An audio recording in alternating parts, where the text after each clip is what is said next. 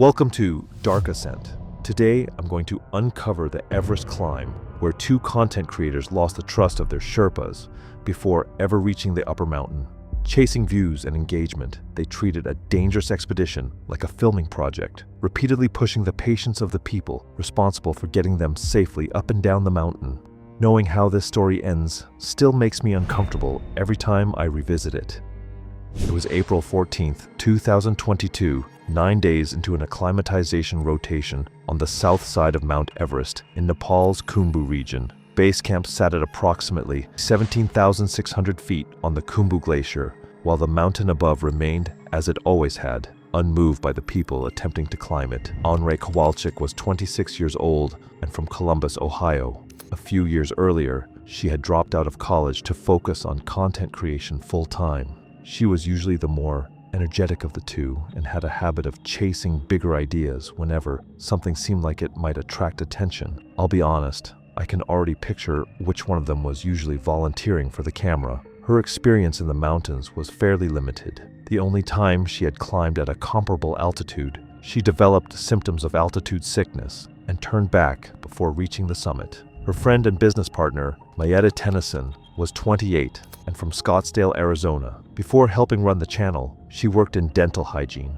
She handled most of the planning behind the scenes, organizing trips, dealing with sponsors, and managing the practical details that kept their projects moving. People who knew them often described Mayetta as the more methodical one, while Andrei was usually the person pushing for the next big idea. By early 2022, they had been making videos together for several years. The channel had a dedicated audience, but it was still relatively small compared to the larger creators in the outdoor and travel space. Growth had started to level off, and like a lot of smaller creators, they were looking for a project that might help them reach more people. Everest seemed like exactly that opportunity. Part of the expedition was funded through a sponsorship agreement, and the plan was to document the climb from start to finish. But once they arrived on the mountain, the videos weren't getting the response they had hoped for. I understand the pressure there. You're on Everest, you've got a sponsor watching, and the numbers are flat. That combination makes people do things they wouldn't normally do. As the days passed, the pressure to come home with something people would actually watch became harder to ignore. By the time the expedition moved deeper into the acclimatization phase, Everest wasn't just a climbing objective anymore. For Andrei and Mayette, it had also become the biggest content project they had ever attempted. Neither woman arrived with substantial mountaineering experience. Mayette had completed a short alpine skills course in Europe 2 years earlier, while Andrei's only significant exposure to high-altitude climbing was an unsuccessful guided ascent that ended after she developed symptoms consistent with altitude sickness. Expedition records also indicated they had not completed several recommended educational materials covering altitude illness, decision-making at elevation, and client safety procedures. The route they planned to follow was the standard south side approach to Everest. From base camp at approximately 17,600 feet, climbers first crossed the Khumbu Icefall, a constantly shifting section of glacier considered one of the mountain's most hazardous areas. I don't care how many times I read about the Khumbu Icefall. The idea of a glacier constantly moving beneath people never really stopped sounding intimidating. Beyond it, the route climbed through the western Suwm, up the Lhotse face, and eventually to the South Col before continuing toward the summit. Above roughly 26,000 feet lies the death zone, where oxygen levels are too low for the human body to function normally for extended periods. Commercial expeditions reduce the risk through acclimatization rotations, supplemental oxygen, and strict time management, all designed to limit how long climbers remain at extreme altitude. The higher climbers go on Everest, the less oxygen there is available with every breath. And by the elevations reached during a summit push, even simple things, walking, clipping into ropes, adjusting equipment, can leave people exhausted. At first, the effects can seem pretty ordinary. Headaches, poor sleep, loss of appetite, feeling tired all the time. The problem is that those same symptoms can also be the first signs that something more serious is developing. And on Everest, some altitude illnesses can become life-threatening very quickly. Two of the most dangerous are high-altitude cerebral edema, which affects the brain, and high-altitude pulmonary edema, which affects the lungs. If either one develops, the standard treatment is straightforward. Get the climber lower as quickly as possible and provide supplemental oxygen. The challenge is that nothing on Everest is ever quite that simple. Above 25,000 feet, every rescue takes place in extreme cold, difficult terrain and an environment where even healthy climbers are already operating near their physical limits. I've read plenty of Everest rescue reports over the years, and one thing that always stands out is how difficult it can be just to move someone a relatively short distance. The 2022 climbing season had started relatively normally, but guides were already keeping an eye on several concerns along the route. Earlier ice collapses had forced changes inside the Khumbu icefall, and a warmer than usual winter had left some crevasses wider and a number of snow bridges less reliable than climbers would have preferred. Those issues weren't secrets. They were discussed during pre-season briefings, attended by expedition leaders and guides. Climbers were reminded that conditions on the mountain could change quickly and that safety decisions ultimately rested with the expedition staff responsible for getting everyone up and down the mountain alive.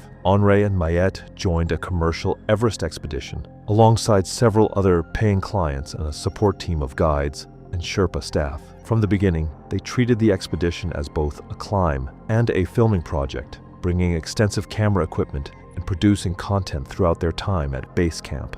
Their activities quickly generated friction within the group, with complaints arising over filming practices, interference with camp operations, and behavior that other climbers viewed as disruptive. Expedition staff addressed the issues as they occurred, and both women generally responded positively during direct conversations. However, similar incidents continued to emerge in different forms. The pattern became increasingly noticeable as the team progressed into the acclimatization phase of the expedition. During an early rotation through the Khumbu icefall, Henri staged what appeared to be a serious medical emergency while Mayette filmed. Believing a climber was in genuine distress, a Sherpa turned around and descended through technical terrain to assist.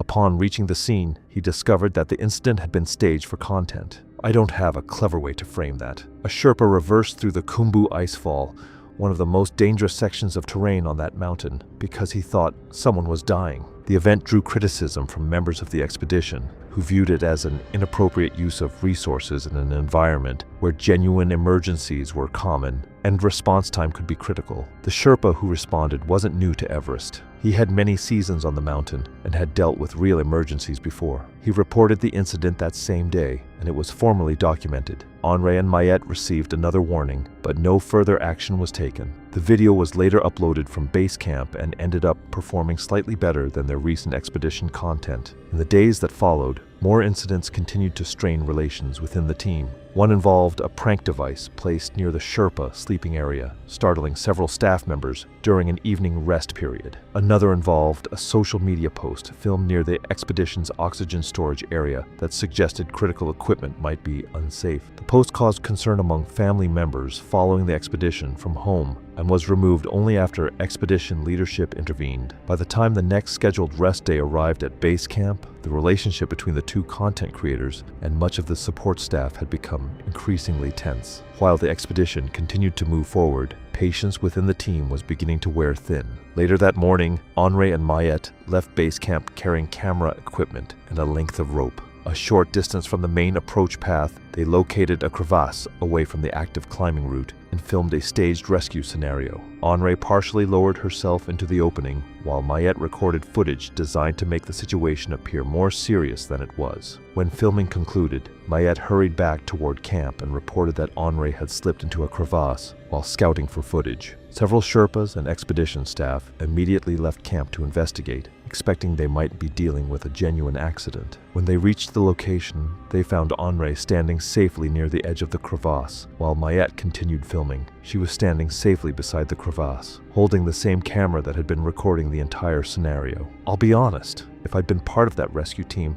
I don't think I'd have known what to say at that point. Although the incident ended without injury, several staff members viewed it as a serious misuse of their time and attention. In an environment where real emergencies could develop without warning, the incident became the breaking point. Later that day, the expedition's Sherpa staff met with leadership and unanimously decided they would no longer accept responsibility for the pair's safety anywhere above base camp. The decision was not described as emotional or confrontational. Instead, accounts characterized it as a collective conclusion reached after a series of incidents that had repeatedly consumed time, resources, and trust. Without Sherpa support, continuing the expedition was no longer a practical option. Expedition leadership informed the women that their climb was effectively over and offered arrangements for their departure from the mountain. Faced with that outcome, Mayet contacted their sponsor. Although their sponsor was informed about the incidents and the breakdown of the expedition relationship, support was not immediately withdrawn. Henri and Mayet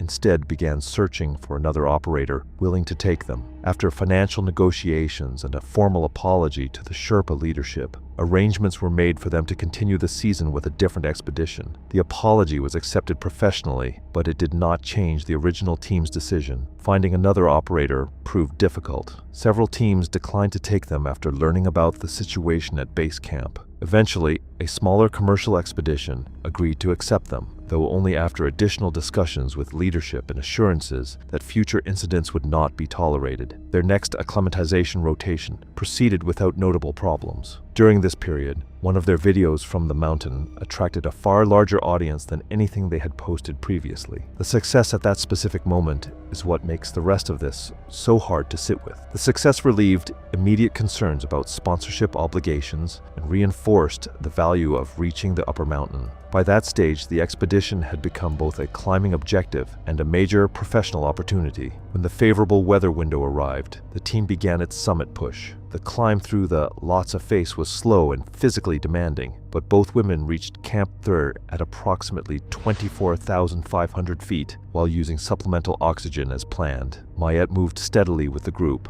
while Henri required more frequent breaks during the ascent. Shortly after arriving, updated forecasts indicated the weather window was deteriorating earlier than expected. In response, expedition leadership shortened the schedule and decided to move toward Camp 4 that same evening, rather than after a full night's rest. During that rest period, several members of the expedition later recalled seeing Henri remove her supplemental oxygen mask on multiple occasions while filming and reviewing camera footage. At 24,500 feet, every breath without that mask is doing something to your brain, whether you feel it or not. She was also dealing with a persistent headache that had developed during the climb up the Lhotse face. At that altitude, headaches aren't unusual, and it's possible she viewed it as just another part of the climb. Hoping to manage the symptoms, she took more acclimatization medication than prescribed. Neither the headache nor the extra medication was reported to her guide or assigned Sherpa. The team left Camp 3 that evening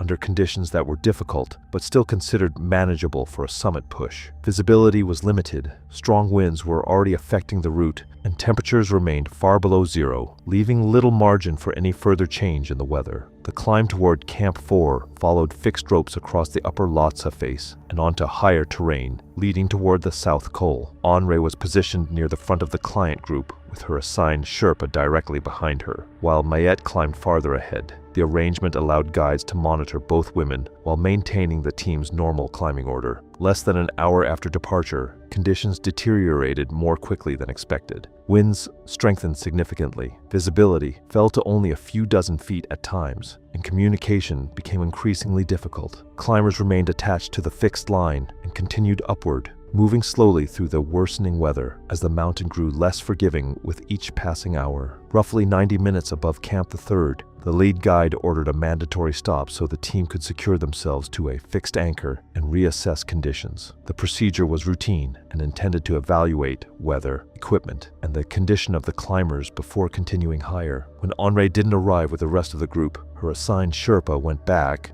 down the route to find her. He eventually spotted her some distance behind the others, standing off to the side of the main climbing line and filming. I don't know what was going through her head at that moment, but she was still filming, in the dark, in a storm, separated from her team on the Lhotse face.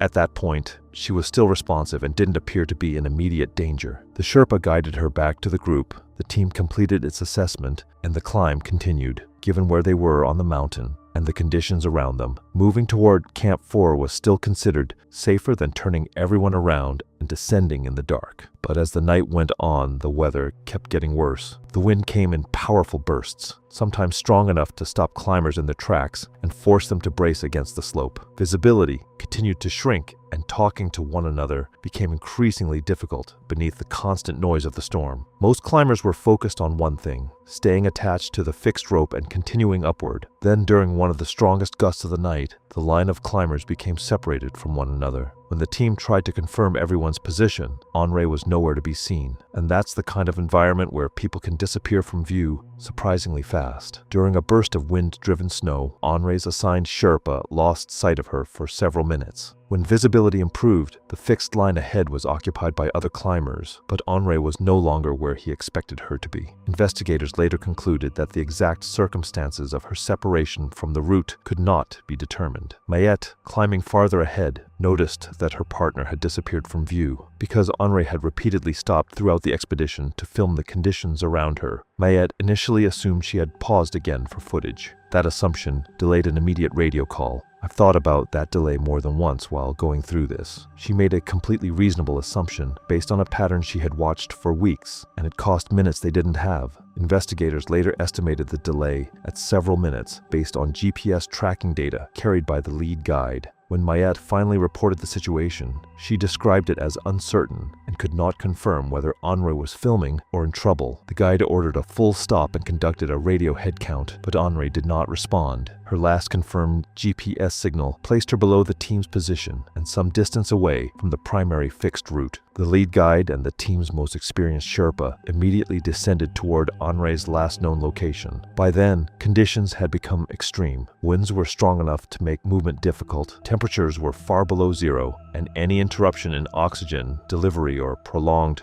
exposure could quickly become life-threatening. Henri was located less than half an hour later, below the main route and partially sheltered by terrain. She was alive but visibly impaired. Her oxygen system was functioning, but her mask had shifted enough to reduce the effectiveness of the supplemental oxygen she was receiving. She was responsive, though confused and unable to communicate clearly. Based on her condition and a radio consultation with the expedition physician at base camp, rescuers believed she was experiencing a combination of significant cold stress and oxygen deprivation, affecting her neurological function. The guide and Sherpa immediately began an assisted descent toward Camp 3rd while maintaining oxygen support. Progress was slow and physically demanding, made even more difficult by the altitude and weather. Another Sherpa was dispatched uphill to help, creating a 3-person rescue team operating in some of the harshest conditions on the mountain. Meanwhile, Mayette kept climbing toward Campfish with the rest of the team, following the guide's instructions. After reaching the South Col, she got a radio update. Henri had been found, but her condition was serious, and a rescue was already underway. The message was clear: stay at camp and wait for further information. But Mayette didn't stay put. I'll be honest, I understand the impulse completely, and I also think it was the wrong call the moment she acted on it. As soon as she heard how bad things were, she decided to head back down toward the rescue effort. Another client went with her.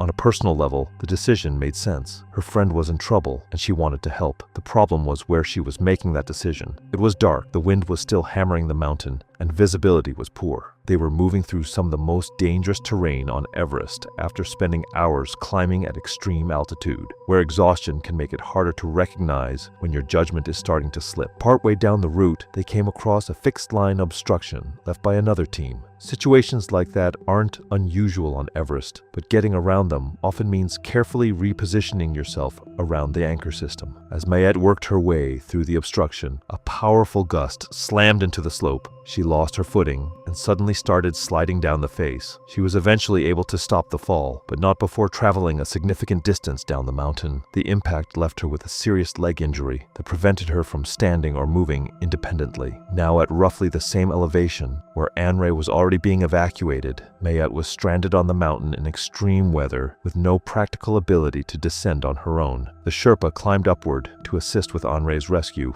and located Mayette several hours later. After assessing her condition, he radioed base camp with a new problem. There were now 2 incapacitated clients on the Lhotse face, separated by distance during a storm that continued to intensify. If I'm the person receiving that radio call, that's about as bad a situation as I can imagine hearing about. A helicopter evacuation was requested from base camp as the situation worsened, but weather conditions above the lower camps made any immediate flight operation impossible. The request remained active, yet no safe weather window developed in time to affect the outcome. After a difficult overnight evacuation, rescuers finally got Henri back down to Camp 3. They kept her on oxygen, worked to warm her up, and did everything they could with the resources available at that altitude. But her condition kept getting worse. She never really became aware of what was happening around her again. Then, in the early morning hours, she was pronounced dead. Later findings concluded that she had suffered severe altitude-related swelling of the brain, with hypothermia making an already critical situation even worse. Higher up on the mountain, the situation with Mayette was still unfolding. Rescue teams were continuing their efforts to reach her and bring her down, but nothing about the operation was easy. She was injured, she was stranded at extreme altitude,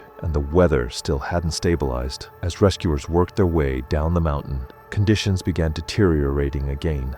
Progress slowed, options became more limited, and the window to get Mayette off the mountain safely was getting smaller by the hour. Mayette was later found unresponsive on the mountain.